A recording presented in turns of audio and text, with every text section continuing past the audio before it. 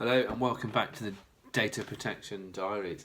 In today's video I'm going to be talking about the relationship and the importance of having a good relationship between your privacy, compliance and information security teams within your organisation.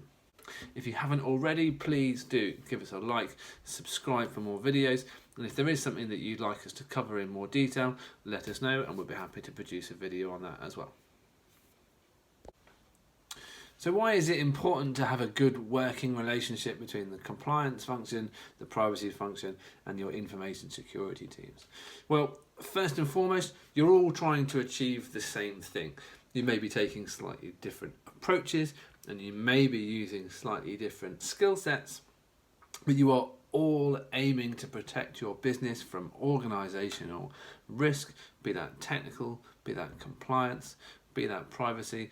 You're trying to protect the organisation from damage, from harm and from any kind of regulatory impact. Historically, certainly if you're working in the financial services sector, you will probably find that compliance is already a really key part of the organisation's risk management structure. So you will find that the compliance team may be quite sizable and may have a lot of funding. Certainly the same applies for information security, and over the last sort of 10-15 years that has become a real key focus for organisations and boards, so the funding is in place for those kinds of departments. The privacy team tends to be a little bit smaller, although the onus on that is increasing, and we have seen that increasing over the last 18 months to 2 years, but it's still not quite at the point where you would find a normal or a standard compliance team, or historically an information security team. Because you are all trying to achieve the same thing, it is really important that you all work together and you understand who's on those teams and who you can go and speak to, and that you try and align and achieve to get common goals.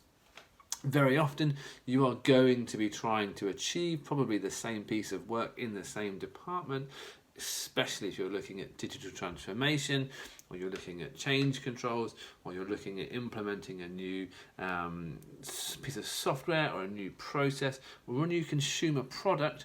You are very likely all going to want to have a little bit of input in that, and you're all going to want to have the same outcome. So it is important that you're getting to know those people and getting to know those teams.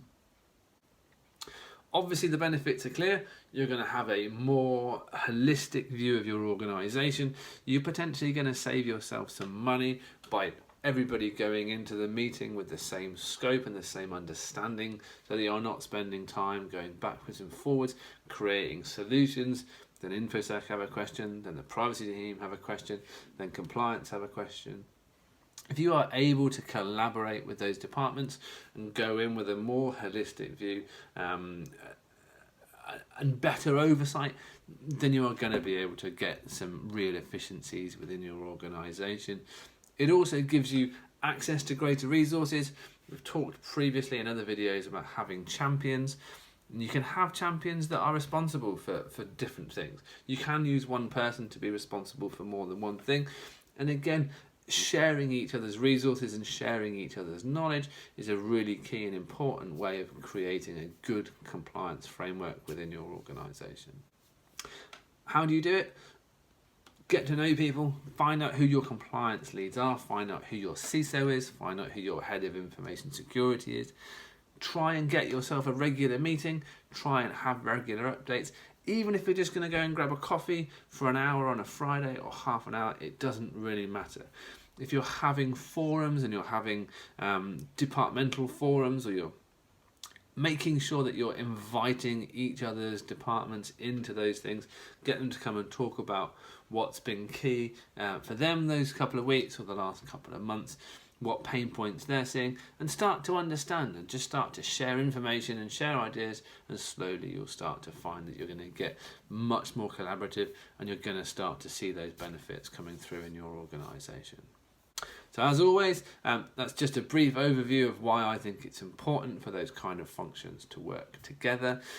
If you're looking for more information on that, please do drop us a note or get in touch. As always, if you find this video useful, please do give it a like give it a thumbs up. If you haven't subscribed to the channel already, make sure that you do. And if you have any other information that you'd like us to cover, or any topics you'd like us to cover, please do let me know, and we're happy to try and produce something to cover those for you as well. But for now, that's it from me, and I look forward to speaking to you again soon.